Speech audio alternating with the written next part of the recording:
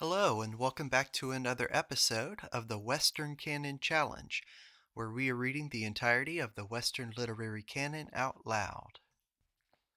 Well, today I am doing my review of Washington Irving, and I found his style and his stories to be the perfect reprieve from nothing but 3 months of reading Ralph Waldo Emerson, who, as great as he is, his definite uh, style, very ponderous, philosophical, quasi religious, very noble, sincere style. After 3 months of anybody, you're going to get a little bit fatigued from it, and I definitely experienced that with Emerson, and Washington Irving gave me just the little break I needed before we go on to our third author, which I will announce at the very end of this.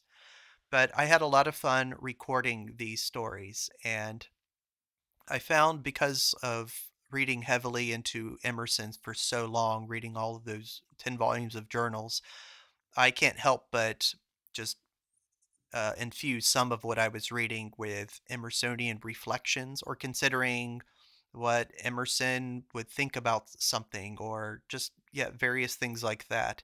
So I couldn't really escape Emerson's shadow in that way when I was reading Washington Irving. There was just not enough time to completely rid myself of the hangover of, of Emerson, if you will. But I'm glad I didn't get rid of it completely because there was a couple things that I found that they shared in common.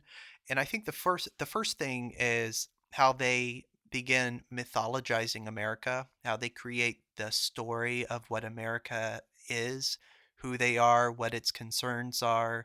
And Emerson does this in nonfiction, in essay, in speculative way. He is thinking about actual values and topics and qualities and political things and religious things. He's thinking of all these different things, these concepts, and he is thereby creating sort of the topography of the different concerns of what America will pride itself and what it will reject. And by making those choices about what it prizes and rejects, it starts to create its own unique topography, which is different from that of England or Spain or France or any of these other European countries that influenced America. And Emerson is aware of the influence of Europe, and of course, he refers to it famously as a tapeworm, and he hopes that future American writers will be able to rid themselves of it. Now, with Washington Irving, we predate Emerson. So his stories are taking place and they are not under the influence of Emerson's thought, which hangs like a cloud, if you will, and some people are happy to be under that cloud, and some people hate it. Robert Frost famously loved it. He loved thinking in Emersonian terms.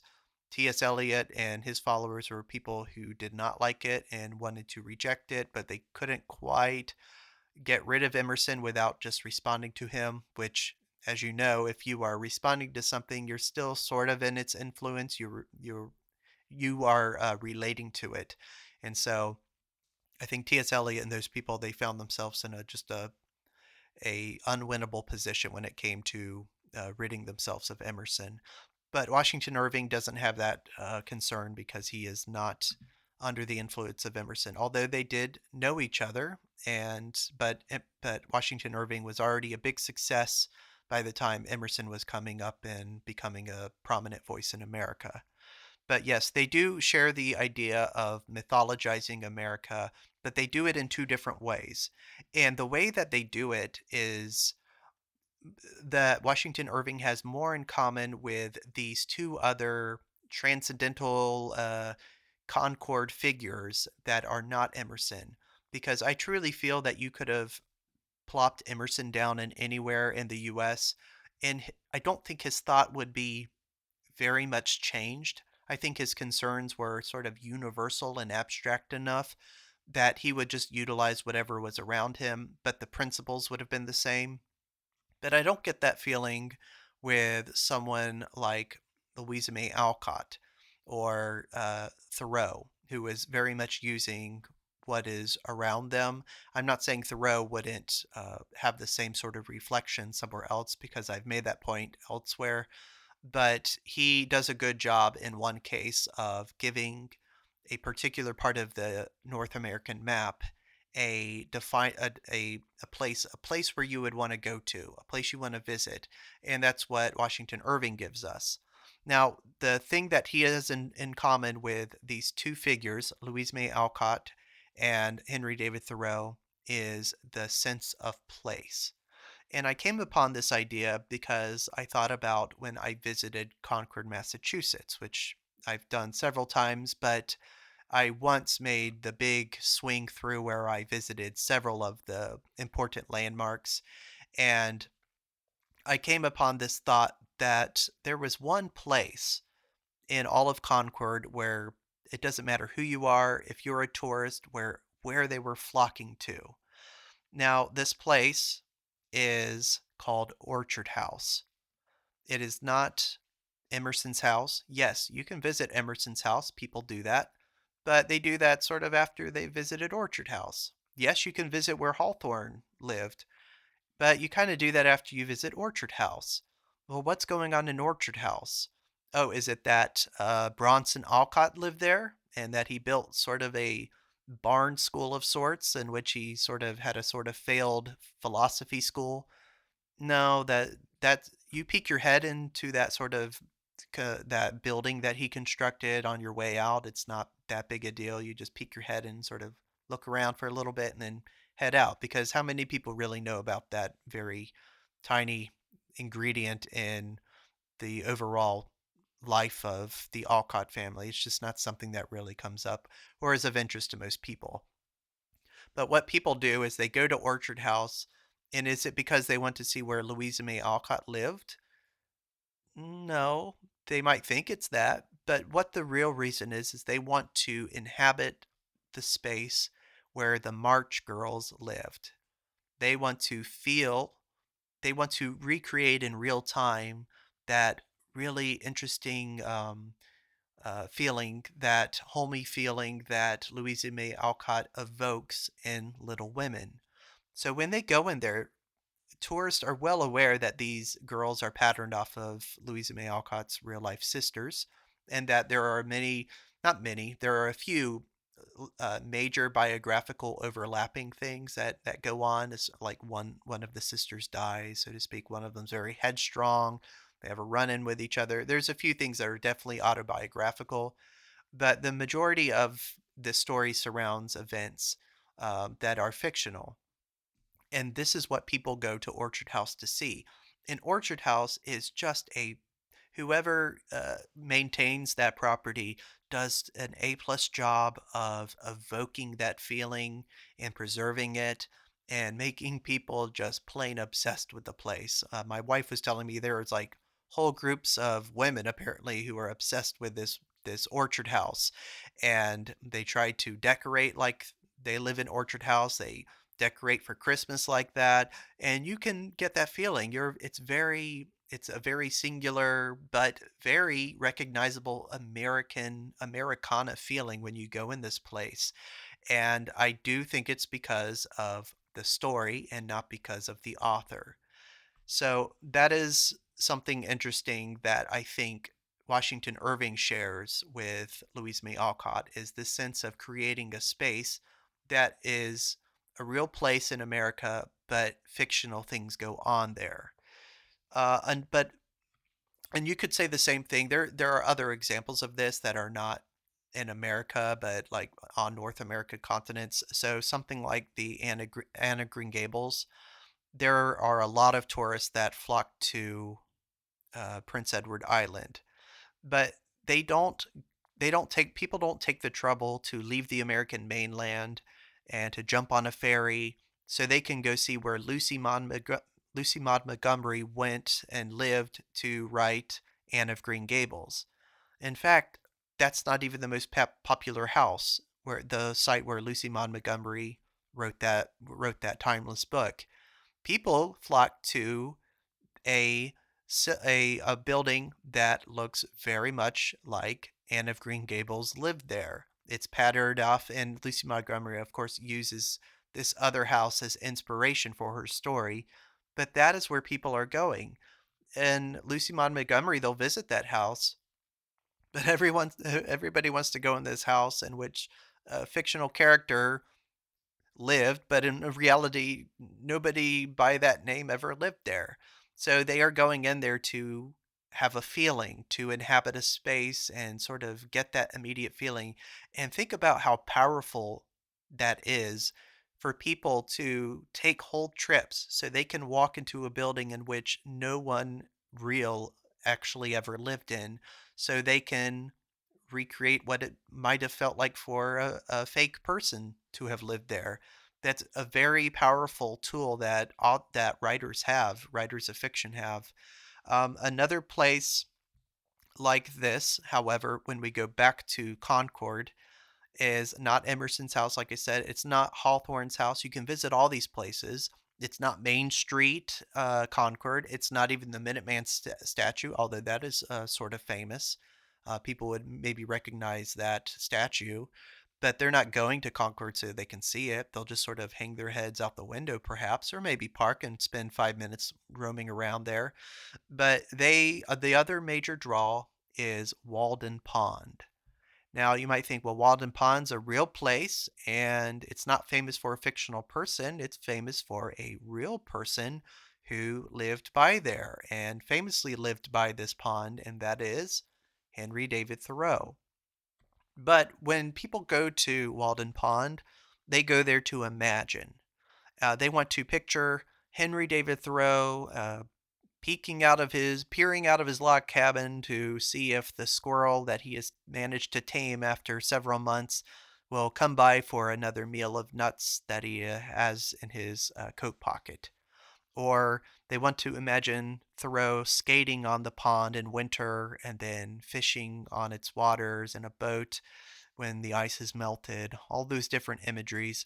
Um, some very shrewd people, however, that I guess it's a national group, the Historic Places group, they have wisely recreated that cabin and put it there next to Walden Pond, and people park and they go down there and they hightail it to that building so they can walk in that building. It's obviously very small. There's nothing much to see. It's not the real building. It's not even on the spot that Henry David Thoreau built his cabin. You can find that spot. It's marked by a few little uh, uh, rock pillars connected by some old chains, and it's sort of in the shape of a triangle, I think. I don't even remember visiting. See, that's the thing. I went there and I don't remember visiting the exact spot. I just went into the building and I saw a little statue of Thoreau and I was like, okay, and that was that. But he successfully mythologized that place, that people want to go there so they can feel a feeling without really knowing that they're perhaps doing that. Uh, and of course, the more you know about someone like Henry David Thoreau, if you learn a little too much, it can start to strip off that big idea that you have of him sort of going out there alone. The more you start to figure out that he had a lot of visitors, that sometimes he wouldn't even spend the night there, he'd go to somebody else's house and spend the night, that he was seen in town, he had hundreds of visitors. Like there's a lot more that goes into that begins to strip away the mythology that is built up, the sort of fantastic, the imagination that we have that surrounds this place. It begins to strip off the magic of it, and that is what happens with in many cases. But this is what Washington Irving shares with someone like Louise May Alcott or Thoreau. He romanticizes real places. He's infused them with like a sort of fantastic reality. The places are real, but the stories are invented. Uh, People go to Sleepy Hollow and they want to see Sleepy Hollow Cemetery. Yeah, okay, they could see where someone's buried there, but they want to get that sort of spooky feeling. Ooh, it's Sleepy Hollow Cemetery. They want to visit Sleepy Hollow Town. They want to visit Tarrytown. That's mentioned in the story too. They want to visit the old Dutch church. That's mentioned in the story. And it doesn't matter. It just happens to be that this might be the second oldest church in the country, but that's just sort of a bonus. There are very few people maybe clergymen or somebody, theology fanatics of American like religion or something. They might take a day trip there, but the lion's share of people just happen to learn this about this church as they are kind of looking at it because they read the stories. They go to the bridge that Ichabod Crane is chased by the ghost, the headless horseman, and they go on this bridge. And of course, they get pictures, they walk around it. And what are they doing as they walk around this? They're trying to relive this feeling that they got, this exciting feeling that Washington Irving's story gave them. And it doesn't really even matter that that bridge isn't the one that is Washington Irving referred to. That there was another one there was another bridge, and it of course fell apart a long time ago. And it's the new bridge is not even in the same exact place, but it doesn't even really matter, does it? It's not about really that. It would be a big bonus if it was like that, but it's not necessary, let's just say. And then I thought about Rip Van Winkle, and I thought, is there anything like that with Rip Van Winkle? Because he just went out way up into and he went out into the mountain and the Catskills. There's probably not anything definite there. Well, I found out different. There's a Rip Van Winkle trail you can go on, and there is, at some point when you're going there, there is a big rock that looks sort of like, they say, like a pillow, and then there's like a rock that is sort of like a slab that might loosely suggest itself as being a bed.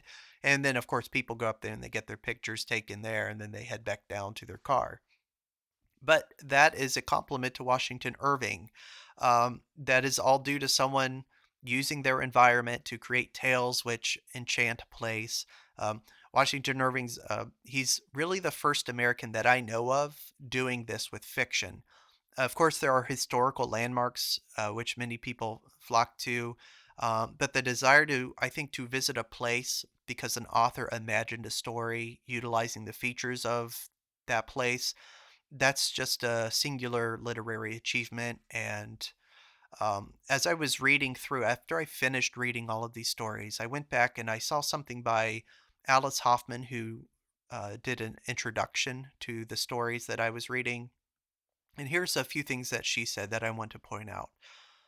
Quote, the books Irving's schoolmaster carries with him on this journey, the schoolmaster being Ichabod Crane, quote, Cotton Mather's History of Witchcraft stand as a guidepost for all American literature to follow, from Hawthorne to Updike to Stephen King, plating images of our beloved landscape to our darkest dreams, and joining the reaches of our imaginations to the rugged roads we travel, the fields we walk upon, and the possibilities we find at every stony turn, especially when the hour reaches midnight in the village of Sleepy Hollow. End quote. That's a really great quote. And reading that reminded me of something of my favorite writer who wrote, Oscar Wilde, in an essay, and I will quote that as well. It's a short one. Quote, at present, people see fogs, not because there are fogs, but because poets and painters have taught them the mysterious loveliness of such effects. There may have been fogs for centuries in London. I dare say there were, but no one saw them, and so we do not know anything about them. They did not exist till art had invented them. End quote. And that, I think, is as good a quote and as a good a way of encapsulating what I'm talking about as you can get. So the charming effect that Irving creates with his two enduring stories, Rip and Winkle, Legend of Sleepy Hollow, they're not confined to those, however, as I alluded to earlier. Um, so he is weaving these different stories in these different places, but anyone who enjoys these earlier stories will see a similar achievement, if not better achievement, with Irving's story sharing an old-fashioned English Christmas dinner. Because in this sketchbook, the uh, narrator travels to the old country, if you will, and he has a lot of essays and tales that he tells about this place. And those are, I think, perhaps even better. So he tells us about an old fashioned English Christmas dinner various rituals and revelries that he says then are fleeting and will be lost to time forever. He gives us a feeling that we're sharing in something of importance by remembering this work that he's sharing with us. He sets the scene and weaves narrative, both real and imagined details, in which serve to enrich our memory of those places. He achieves this best, I think, in the Boar's Head Tavern, East Cheap, and the other called Little Britain. The Boar's Head story overtly courts this idea of intermingling fiction with reality, as the Boar's Head is the site of Shakespeare's Falstaff's watering hole, if you will. In the story, the fictional Geoffrey Crayon, in Irving's work, visits this place and sees that very little remains of that Shakespearean reference of this fictional person. That there are various tokens of this pastime which purport to be from this period, which Geoffrey inspects with varying levels of enthusiasm and skepticism. So he is not so sure that these mementos that he's holding, that he's handed by the owners of this tavern, are even real, if they date back from anything from that age. In that story, however, I think the real draw is not Falstaff necessarily, but Shakespeare, who, by mentioning this real place in London in a fictional work, one of his plays, he thereby does what Irving does. He helps enchant the place, and people then want to flock to it and go in there and poke about. Shakespeare himself shares in that sort of mythology making. And there's just enough of Shakespeare actually in the historical record to satisfy us that he indeed existed and was active in the theater. But it's interesting with Shakespeare because there's so many theories about, oh, there wasn't Shakespeare, didn't exist, all this stuff. But there's in my opinion, there's just not enough to give us a full biography, which irritates the stuffing out of people that they can't write a big old voluminous thing about Shakespeare. And so this sort of accident of history that you can't get lots of little tiny details about Shakespeare, I think just the lack of that has helped fire the imaginations of lots of people for centuries. But both Shakespeare and Emerson remain behind both in both those cases. Both of those figures are very impenetrable to me. Emerson, in my opinion, holds us at arm's length. Shakespeare feels like he can inhabit anybody's person and become anything at any time. And so he has a sort of, he can disappear into his work while being a definite, clear, distinctive worldwide voice that's very, you know, when you're reading Shakespeare or not. Um, and like I mentioned with my review of Emerson, he seemingly gives us everything that he's thinking, but what I think Emerson doesn't give us is that sort of greasy underbelly of human experience. And he somehow omits this, either in his writing or perhaps in his actual real life. I don't know, but it just does not come up in Emerson's journals about him. We don't really get that quality. We don't get the mundane, the gross, the just anything like that. He just doesn't allude to it. Uh, like for instance, but while the Shakespeare, he takes in everything and shows it to us, but he just gives us a limited version of everything, what this everything might be. Um, but yeah, I think history's done us a big favor by obscuring the person Shakespeare from from the hands of the identity police, if you will. But this other story by Washington Irving, this thing called Little Britain, does engage in this talk about it gives us a picture of the sort of gross and greasy London of the smokestacks and the entire sky being obscured by all of the thick smog that characterized it in the 1700s. And if you read a lot about cases like Jack the Ripper, that also evokes some of that inner seediness of that inner part of London where this is supposedly this tale about Little Britain takes place. But yeah, this place, there's not a lot of dignity, so to speak, in this part of London, this Little Britain that Irving talks to us about. But there are pretenders to a dignity. There are two families, the Lambs and the Trotters. And these are two families that have pretensions after a while to climbing out of their lower class. But funny enough, their efforts to do this are kind of undermined by their very names. Lamb and trotter, these are reference to obviously animals, meat, and appropriately there's butchers. They have butchers in their families. And so they are sort of branded with these names and they can't sort of escape them. They try to, but as they try to, they become ridiculous looking. But the narrator, that this Geoffrey Crayon person that Irving is his pseudonym, he lives among these residents for a while in Little Britain, and even though the rest of London is they're surrounded by the rest of London, it almost feels like they live on their own little island where things are sort of as they have been for 200 years or 300 years. And there's a sort of resentment if anyone tries or makes designs on leaving this island and bettering their station in life. So, like I said, with the Lambs and the Trotters, they're like two upstart families, and they begin to surround themselves with all the trappings of a higher station. But in reality, they can't fool anyone. That they're just too much sewn into the fabric of their environment. So, like, even when Mr. Lamb the butcher makes enough money to retire in leisure, the neighbors are very happy for him. They want him to have enough money to retire. They're happy for him. But one of the daughters goes with a mayor's wife to a ball, and once she gets back from this ball, that's the end of it for that family. She can't get over the sights and the sounds and the smells that she witnessed. She's never been in a place like this in her life. And she has to, by hook or by crook, climb her way up to that level. But and so what happens is the sisters, the girls there, they start putting on airs.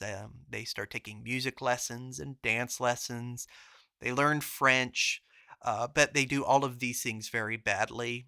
And because we're made to feel like they don't, they can't genuinely inhabit these things. Like perhaps they are one step removed. Perhaps their children might be able to inhabit these arts and these finer things of life without seeming like they are just being dressed up, pigs being dressed up in skirts and parasols and stuff. They acquire like a one horse carriage, and that's a big deal. It's a one horse carriage, but it is a carriage house. Um, and then, of course, one of the families holds a big party, and it's well attended. There's lots of people there, but it's no one from the neighborhood. Nobody from the neighborhood's invited to this thing. And the narrator is obviously he disapproves of this sort of presumptuous social climbing on their part, and he's horrified to see eventually, even though all the neighbors gossip and bicker about, how terrible the Lamb family and the Trotter family are, they eventually begin to take on these same errors, and it's almost like it's this disease that eventually you're going to be infected with it. And then the narrator, he tells us about how this place is losing its charm that it had, if you want to call it charm. It's the way he describes it's not necessarily charming, but you do have the sense that they are holding on to the old ways of doing things. And now you would consider like somebody having a Victorian Christmas to be, whoa, it's very old fashioned and very quaint. But for Washington Irving, he was functioning before the Victorian era, the official Victorian era in London that really takes up speed in like the 1880s, 90s, and all that, and even later. He is ruining a different realm, a different time of life in London, and that's a recurring theme that I found in a lot of the stories in this collection. Is it's like we're a fingertip away from accessing history, but yet you're a fingertip from losing that history forever, losing your contact with it. So things are very tenuous. Um, and yeah, like I said, he's so very good at memorializing this sort of sentiment for the past that even like in England, the English, they remember his stories about their own homeland. He does that good at it. In fact, I was looking up the area called Little Britain to see, is it even a real place? Well, it sort of is, yeah. And then I was on Google Maps. It was just sort of drop the little yellow man, so that, and you can sort of look around at, kind of get the lay of the land. And I dropped it, and I noticed that there was this restaurant called Lamb and Trotter, named, of course, after these two fictional upstart families who, of course, Irving, they're fictional families, but Irving successfully drops them in a real place. And now I'm sure that restaurant, it's open. I'm sure they get pretty good business. It was a very shrewd move by on their part to take up those two names. I thought that was very interesting. But what I noticed about experience reading Irving is that even despite all of this, I cared very little about him as a person, his biography. And that sounds like an insult. I don't mean it to be. And perhaps it's still something to do with Emerson fatigue, because I found so much intensive stuff about his own life through the journals, that perhaps I just didn't have the stomach to do the same kind of research or be that much exposed to a different author. I really don't know. But it's not like he didn't live an interesting life. Like he traveled to all these different places. He was even made like a diplomat to Spain during the administration of President John Tyler. He wrote widely on all sorts of different places: Spain, of course, England, and then the American frontier. He wrote a 5-volume biography about George Washington. And like I believe, hopefully I mentioned, it's been too long now, but he was even credited as the inventor of the American short story. Um, but yeah, there's all sorts of, he led a very interesting life, but I'm not necessarily drawn to it. And I'm not sure exactly why that is. Perhaps it's because the sort of the well's been poisoned by knowing that I'm only reading a few stories from this person, and so thereby he sort of is being signaled by Harold Bloom as more of a minor figure, so maybe I'm not going to be as much interested in him. I don't know what it is, but it is a real thing that I experienced. I enjoyed the stories immensely, but I didn't really care about the man himself that much. So in closing, I'd say I found a Oh yeah, interestingly, I found a painting that depicts Washington Irving surrounded by his friends at the author's residence at a place called Sunnyside, which you can visit. I'm sure it's not quite as popular as visiting Sleepy Hollow, though. I'll tell you that much. And Sunnyside's along the Hudson River, I believe, in New York. And but the painting depicts Washington Irving sitting, and he is surrounded by his friends. And it's it almost, if you were reading it, you might think it's sort of boastful until you realize that he probably was friends with all these people. Let me just name off who these people were.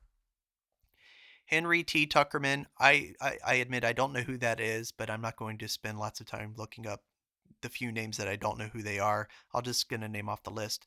The second one's Oliver Wendell Holmes. We know who that is. William Gilmore Simms. I believe I heard his name mentioned several times in Emerson's journals. And then we have Fitz Green Halleck, who I don't remember being referenced anywhere else. Of course, Nathaniel Hawthorne. Then you have Henry Wadsworth Longfellow, Nathaniel Parker Willis, William H. Prescott. Then, of course, you have Washington Irving himself. Then you have James Kirk Paulding, then another author, William Cullen Bryant, John Pendleton Kennedy. I don't know if he's any relation to the Kennedy family. I don't know. I wouldn't be surprised, but I can't prove that. Then James Fenimore Cooper, who is also a well known author, and George Bancroft. But I omitted one person, and this person is sitting directly to the right. If you were looking directly at this painting, he's on the right hand side, but he's on Washington Irving's left if you are sitting in his place. That person is Ralph Waldo Emerson.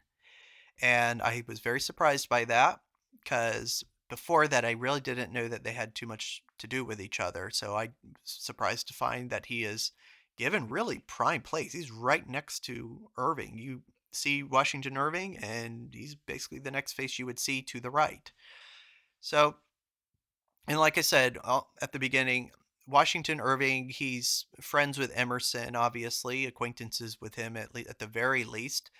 But he exists. He does a lot of his career is made before Emerson becomes the titanic figure that he became in American life in general. But my main argument with Washington Irving is that he made Sleepy Hollow famous.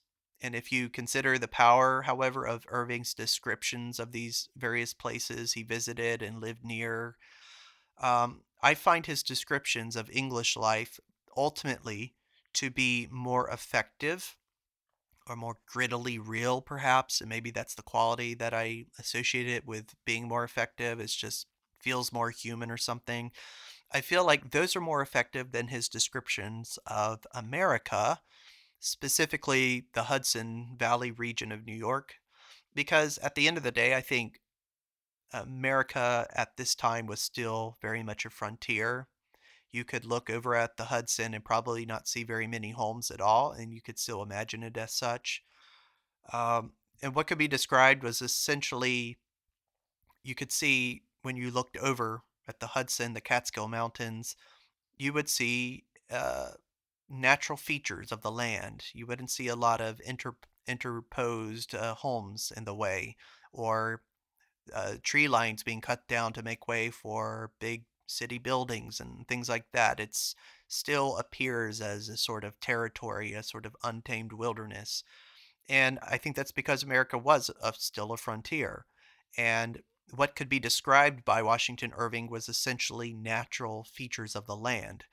So his descriptions of the Hudson River area and the Catskill Mountains, if you strip those of the title Hudson and Catskill, I could equally be convinced that it could be any other mountain chain or large river.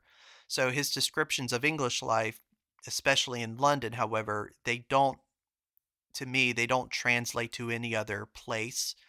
You couldn't set them in Russia and convince me if you repeated everything else and convince me that you were describing a Russian Christmas. I would just say it sounds more like a old-fashioned English Christmas.